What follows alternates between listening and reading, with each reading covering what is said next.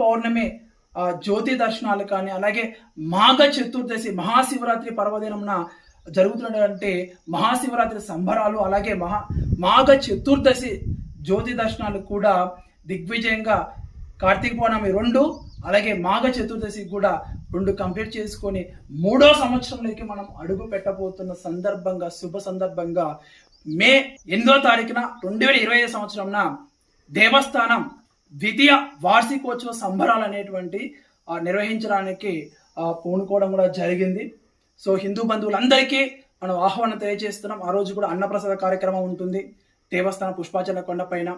ప్రతి ఒక్కరూ కూడా హిందూ బంధువులందరూ కూడా వచ్చి స్వామివారి యొక్క ఈ వార్షికోత్సవ ద్వితీయ సంవత్సర వార్షికోత్సవ సంబరాల్లో పాల్గొనాలి. స్వామివారి సేవలో స్వామివారి కృపా కటాక్షలు పొందాలని, దర్శించాలని నేను మనసా వాచా కర్మణ త్రికరణ శుద్ధిగా వేడుకుంటాను. హర హర హర మహాదేవ శంభో శంకర.